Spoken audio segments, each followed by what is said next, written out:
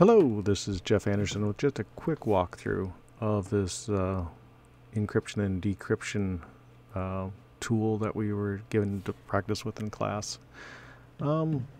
Basically, it has three tabs: Demo, Practice, and Attack. And the demo just kind of shows you how it works.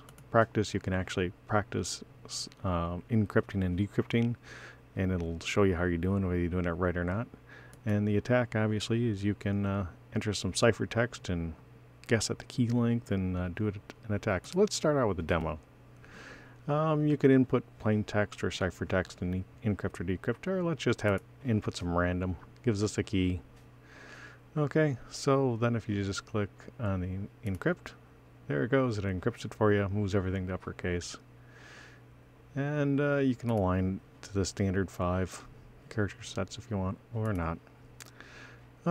So that's pretty simple. Let's do a new one. This time let's do a random encrypted text. It gives us a key. And let's decrypt it. See, nothing too exciting there. So let's do new. Show you these tools. These are on a couple of tabs too. You can use the table, which is, how to look up your ciphertext based on the key. There's also the disk, where you can move the disk around and line it up. And there's also the slide rule, where you can slide it around to line up the text for testing.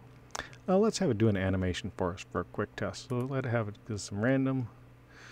We'll do an encryption, and we'll have it and pull the slide up. And you can see this, how it's walking through this here. Let's stop that. So you can see what it's at. So makes it a little simple here. So you take A, which is your key, you line it up. Here it's all lined up.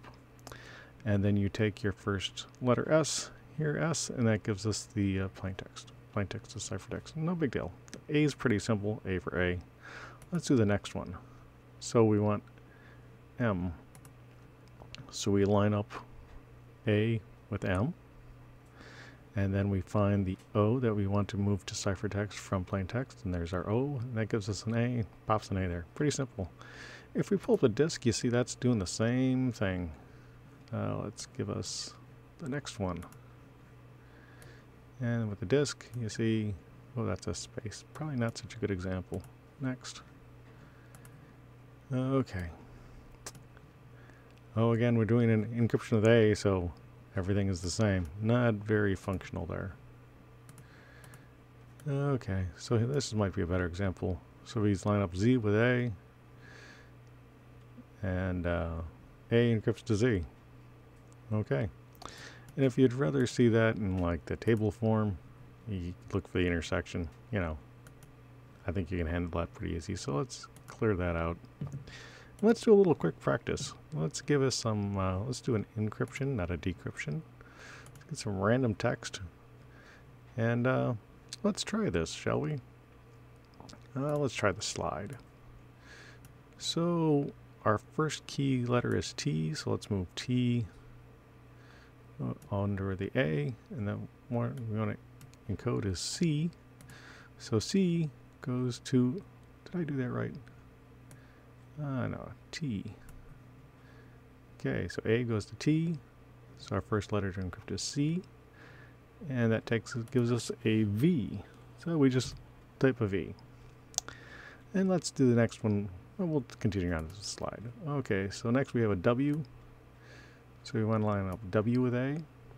And then we want to encode an O. And that gives us a K. And let's use the disk for this next one. So we want to line up I with A. Okay. I is lined up with A. Our third letter that we want to encrypt is an M. So that goes to an E. And just let's put one letter in here, Z, so you see if I do something wrong. Now we'll have it check. Oh, I messed up on the E too. So that just checks our cipher for us. So you can see, this is the answer down here, what it should be. This is what I entered in. You can see when it's, on a clear or white background, you're right. When it's on a red, you got it wrong. See, that E I put in should have been a U. I must have done it backwards. Okay, let's clear this out. And let's do a decrypt. Practice with that. So give us some random encrypted stuff with the Google as our key. And let's use a slide.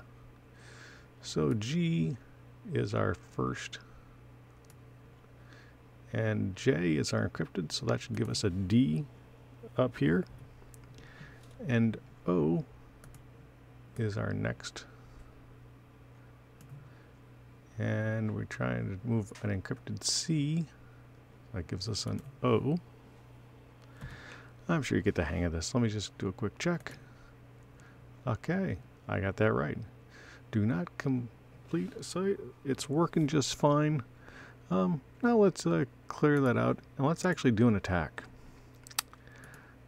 Gives us a random text. You can also paste in your homework if you want to try and do it. And let's have it try and give us some help with the key length. It's going to take a minute or two here to do the calculations.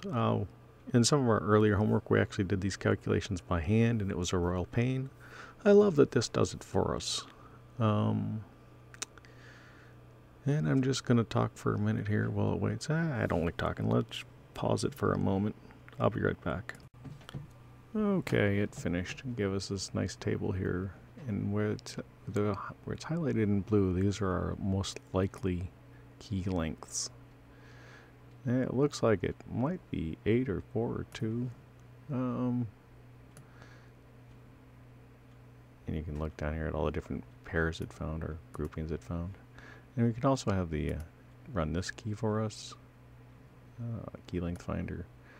And again, it found the same ones. So let's assume that it's got a key length of, let's say, 8. And it will pick the most random. Oh, that looks pretty good. It'll select the most likely candidates, do the decrypt. Okay, it found this. The problem is it's hard to read in this format, so let's copy that into a notepad. Okay. Let's see if we can space it. Oops.